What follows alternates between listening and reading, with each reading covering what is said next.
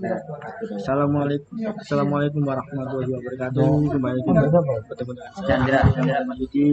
Buat yang belum kenal dulu ya, nama saya Ahmad Ilham Al Masjid. Ini 18.01.2004.025 dari program studi S1 Teknik Informatika. Oke, kali ini saya akan menjelaskan mengenai routing dinamik. Oke, yang pertama tujuannya yaitu yang pertama untuk mengetahui cara kerja routing dinamik OSPF di Mikrotik. Yang kedua, mampu mengkonfigurasi tabel routing dinamik OSPF. Yang ketiga, mengetahui failover di tabel routing OSPF.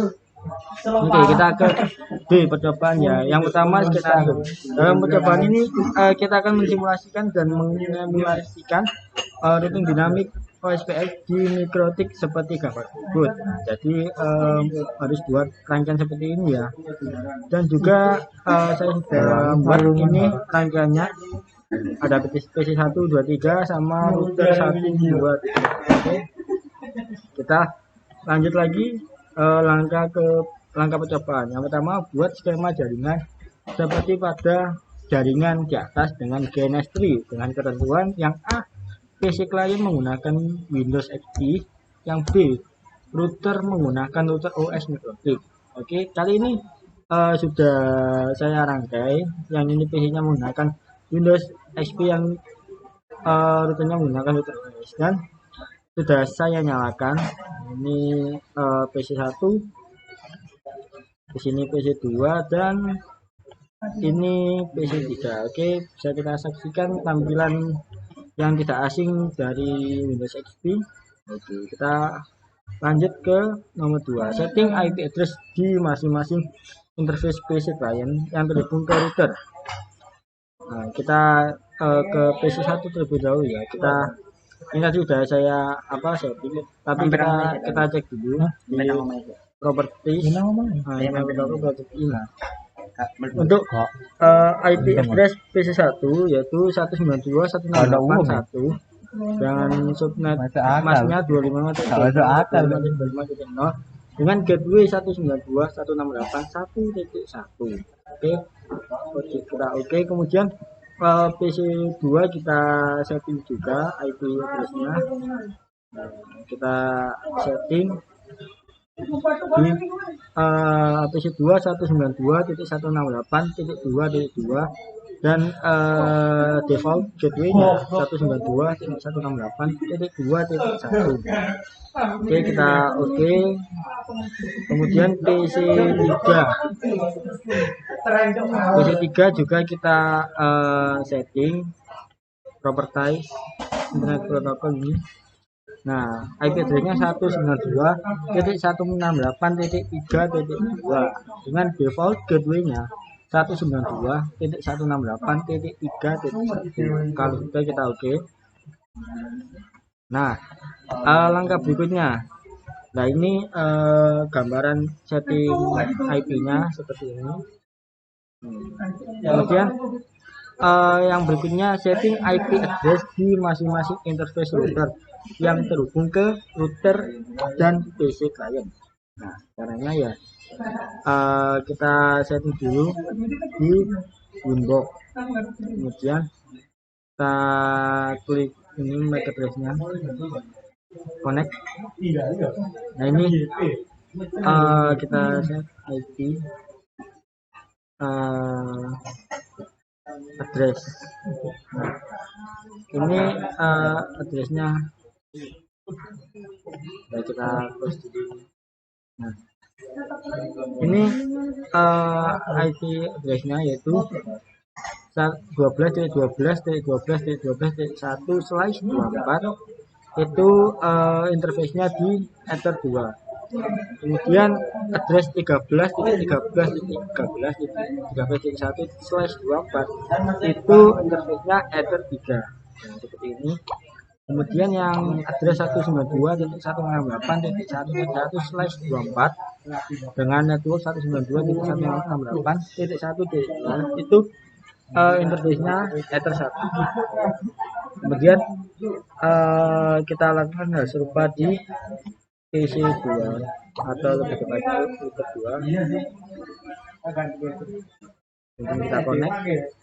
Ini address-nya.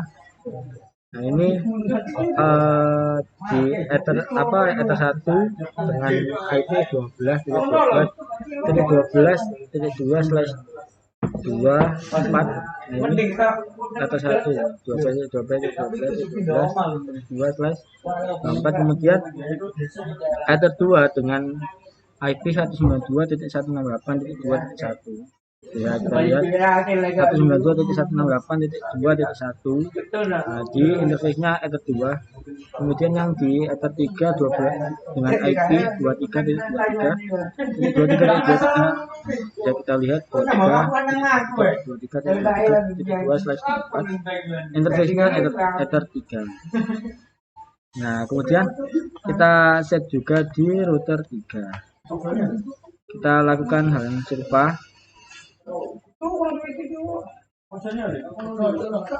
Connect IP address-nya. Nah, ini di ether 1 itu address-nya 13.13.13.3/24. Kemudian ether 2-nya IP-nya 23.23.23.3/24. Kemudian di ether 3, interface ether 3 itu address-nya 192.168.3.1/24. Kalau sudah kita setting, kita lanjut ke tahap berikutnya. Nah, ini hasil dari yang sudah disetting. Bisa kita lihat. Nah, kemudian pada menu routing OSPF interface default berubah nilai parameter distributed connected route menjadi type 1 di setiap router. Oke, kita lakukan di PC1 routing OSPF ya,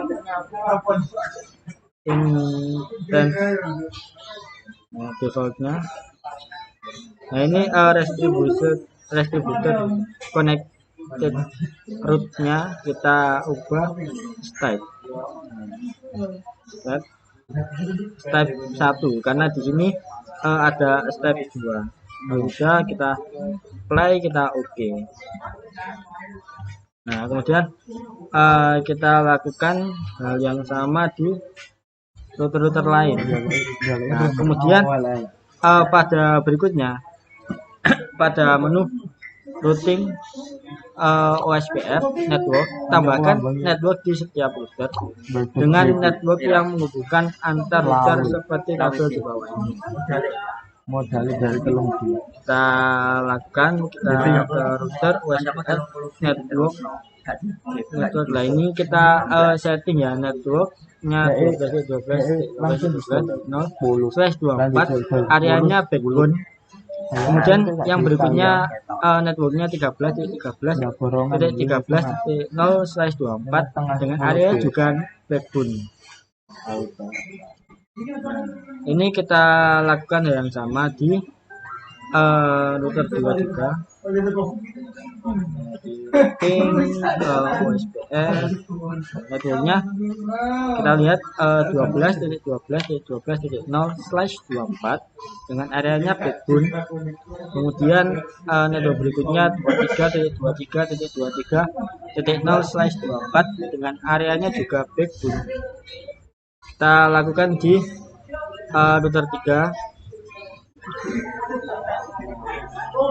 Nah, ini networknya di 13.13.13.0/24 areanya backbone. Kemudian yang berikutnya networknya 23.23.23.0/24 area backbone.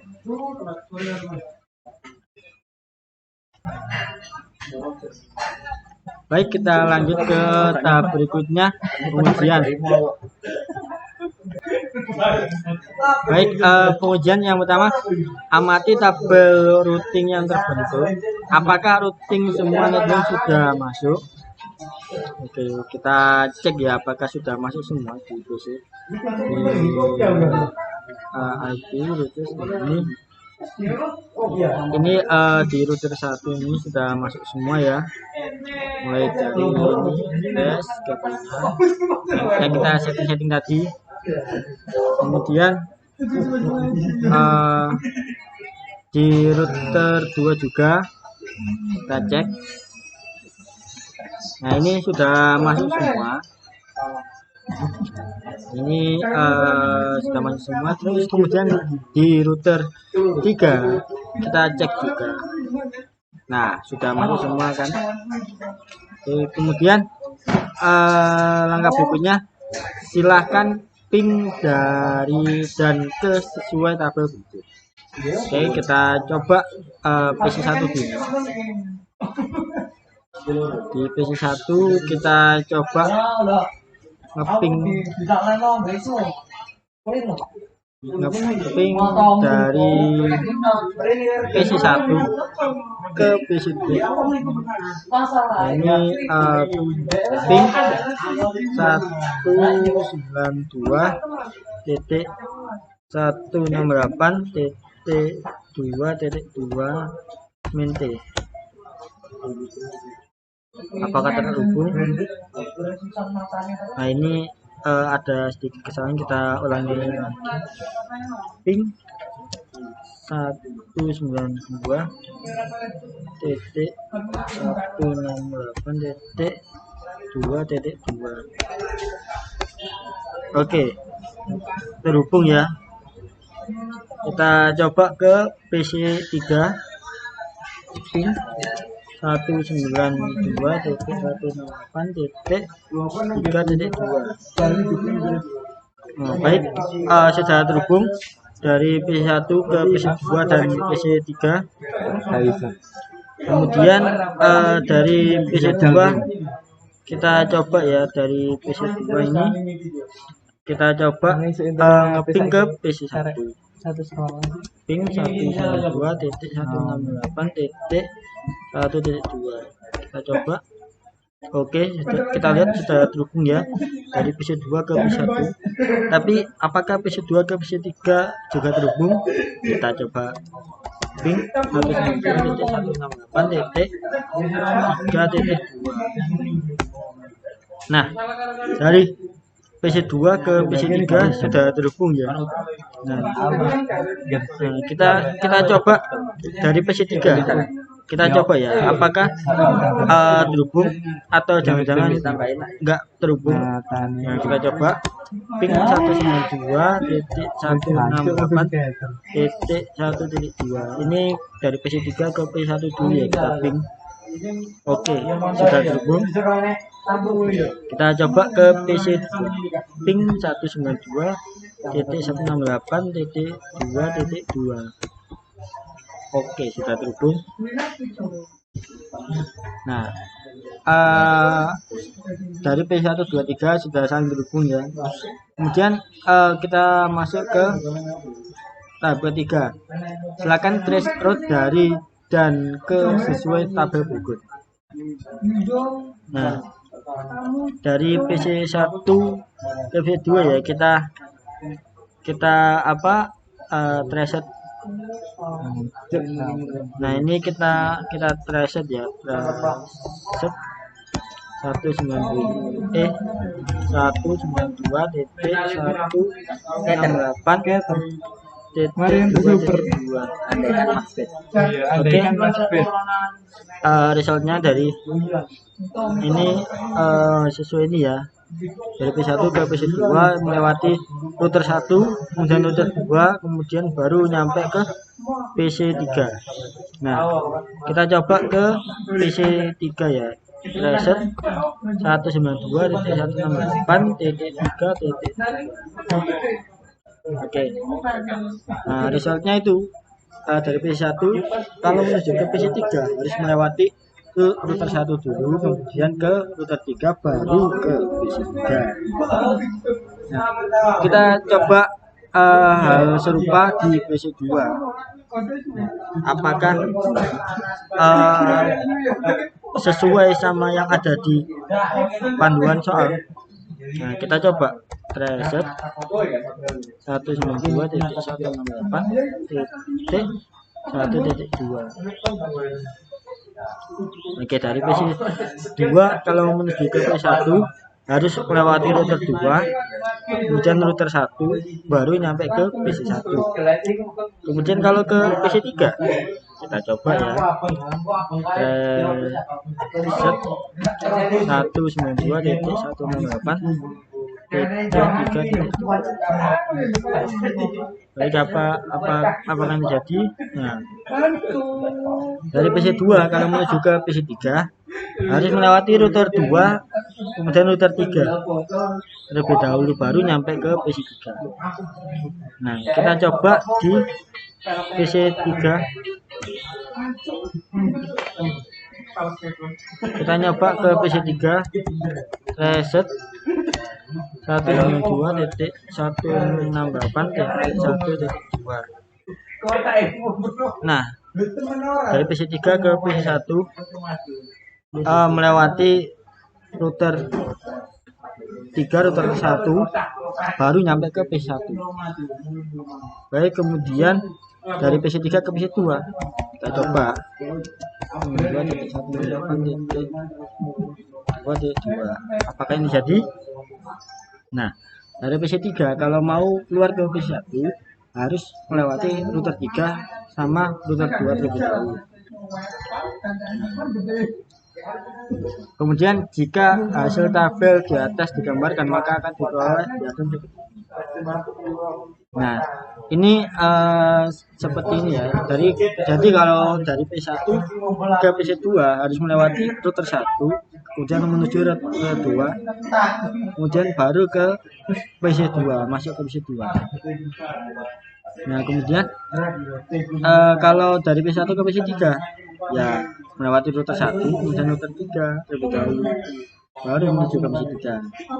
Nah, ini tugas yang keempat, tugas coba putus kabel jaringan antara router 1 dan router 3 dan akan reset. Jadi kalau misal router 1 sama router 3 ini diputus, maka otomatis melewati ini jadi akan lebih panjang dari P1 menuju router 2 menuju router dari P1 menuju ke router 1. Nah, kalau enggak diputuskan bisa ke router 3, tapi kalau diputus melewati router 2 dulu baru router 3 baru nyampe ke PC3. Baik, itulah yang dapat saya sampaikan. Kurang lebihnya mohon maaf apabila ada salah kata dan perbuatan. Kurang lebihnya mohon maaf. Wassalamualaikum warahmatullahi wabarakatuh.